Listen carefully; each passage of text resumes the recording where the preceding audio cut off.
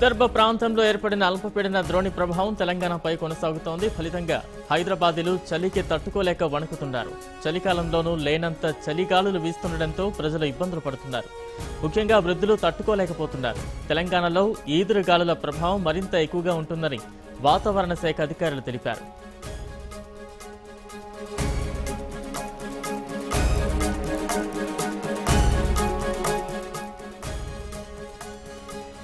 ద్రోణి ప్రభావంతో శనివారం నుంచి వర్షాలు కురుస్తుండగా సోమవారం చల్లటి గాలులతో ప్రజలు నానా అవస్థలు పడ్డారు. ఉష్ణోగ్రతలు గణనీయంగా పడిపోయాయి. హైదరాబాద్లో కనిష్ట ఉష్ణోగ్రత 17 డిగ్రీలుగా నమోదు కాగా గరిష్టంగా 21 డిగ్రీలు నమోదైంది. ఉష్ణోగ్రతలు ఒక్కసారిగా పడిపోవడంతో వైరల్ జ్వరాలు మళ్లీ బుస కొడుతున్నాయి. స్వైన్ ఫ్లూ కేసులు పెరుగుతున్నాయి. వృద్ధులు, గర్భిణులు, చిన్నారులు, శ్వాసకోశ వ్యాధిగ్రస్తులు జాగ్రత్తగా ఉండాలని వైద్యులు హెచ్చరిస్తున్నారు.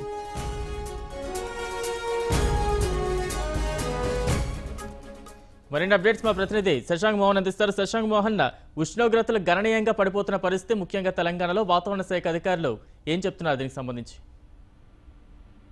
బలరాం, ఈ రోజు రేపు కూడా కొంత ఊరట లభించే వాతావరణ శాఖ చెప్తుంది. ఈ రోజు పగటి ఉష్ణోగ్రతలు కొంత పెరుగుతాయి, రాత్రి ఉష్ణోగ్రతలు మాత్రం గతంలాగే కొనసాగుతాయి, చలి తీవ్రత కొనసాగుతుంది అని చెప్తున్నారు. అయితే ఈ రోజు వర్షం పూర్తిగా తెరిపినిస్తుంది తెలంగాణకు. కోస్తా ఆంధ్రలో మాత్రం 1-2 జల్లులు పడతాయి ఈ రోజు కూడా అన్నది వాతావరణ శాఖ అంచనా. రేపటి నుంచి ఇంకా ఇటు కోస్తాంధ్రకు కానీ తెలంగాణ రాయలసీమలకు కానీ వాతావరణం మళ్ళీ నార్మల్ కు వస్తుంది. ఈ వర్షం అంతా తొలగిపోతుంది అన్నది చెప్తున్నారు. దీని కారణంగా ఇక రానున్న రోజుల్లో బహుశా ఒక 4-5 రోజుల్లోనే మళ్ళీ ఫిబ్రవరికి సంబంధించిన సాధారణ వాతావరణం నెలకొంటుంది అని వాతావరణ శాఖ చెప్తోంది. మొత్తం ఈ 2-3 రోజులుగా పడుతున్న వర్షాలకు కానీ ఈ చలికి కానీ కారణం అటు హిమాలయాల్లోనూ, ఇటు ఈశాన్య రాష్ట్రాలైన అస్సాం ప్రాంతంలోనూ, మరో వంక అరేబియా మహాసముద్రంలోనూ, ఈ పక్కన ఛత్తీస్గఢ్ మీద, వీటన్నిటి మీద ఏర్పడుతూ వచ్చిన తుఫాను ఆవర్తనాలుగా చెప్తున్నారు. అవన్నీ కూడా క్రమంగా ప్రస్తుతం పాకిస్తాన్ వైపుగా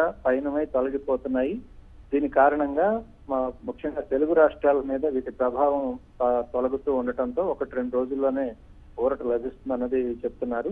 అయితే ఇప్పటికే జరగవలసిన అనర్థం కొంతవరకు జరిగిపోయింది. తెలంగాణలో కళ్యాణలో ఉన్న పంటల మీద, ముఖ్యంగా మిరప వంటి పంటల మీద దీని ప్రభావం పడటంతో రైతులు నష్టపోయిన పరిస్థితి. మీరు చెప్పినట్లుగా ఆరోగ్యాలు కూడా కొంత ఇబ్బంది పెడుతున్నాయి. వృద్ధుల వంటి వారు, పిల్లల వంటి వారు ఇబ్బంది పడ్డారు. అయితే 1-2 రోజుల్లో ఇదంతా నార్మల్కి వస్తుందని చెప్పడం మొత్తానికి సంతోషించాల్సిన అంశమే. ఆంధ్రప్రదేశ్ లో ముఖ్యంగా తిరుమల వంటి ప్రాంతాల్లో 1-2 చోట్ల జల్లులు పడినా కూడా రేపటి నుంచి రాయలసీమ, కోస్తా కూడా మళ్ళీ నార్మల్కి వస్తుంది అంటున్నారు Balaram. Right, thank you Shashank Mohan.